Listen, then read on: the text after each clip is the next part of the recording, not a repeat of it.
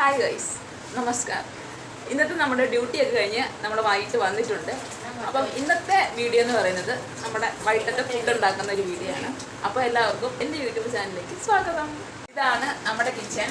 തട്ടിക്കുട്ടി ഉണ്ടാക്കിയ ഒരു കിച്ചണാണ്. കാര്യം ഇവിടെ ചേട്ടനാണ് നമുക്കിതെല്ലാം ഒന്ന് റെഡിയാക്കി തന്നത്.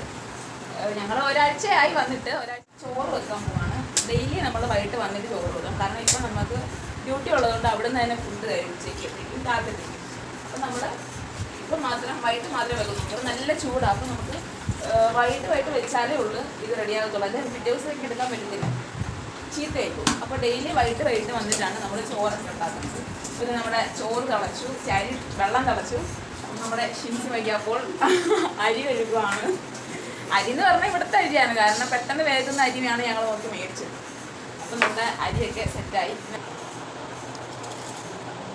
ഇന്നത്തെ കറി ചെറുപയറാണ്. കാര്യം ഇവിടെ നമുക്ക് കുക്കറൊന്നും ഇല്ലാഞ്ഞുകൊണ്ട് നമ്മൾ വെള്ളം ഒഴിച്ചിട്ട് വേവിക്കുകയാണ്.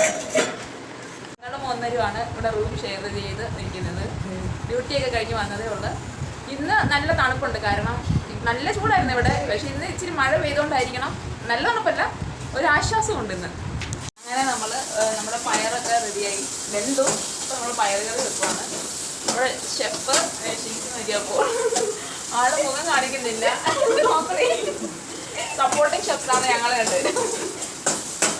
നമ്മുടെ ചോറും ഏകദേശം റെഡിയായി വരുന്നുണ്ട്. ചോറ് നമ്മൾ വെന്തിട്ടുണ്ട്. ഇത് നമ്മൾ ഊറ്റിയെടുക്കത്തില്ല, കാരണം ഇത് ഊറ്റാൻ പറ്റില്ല, അടയ്ക്കുന്നില്ല. അപ്പോൾ അത് നമ്മൾ വെള്ളം അങ്ങ് പറ്റിക്കത്തേ ഉള്ളൂ.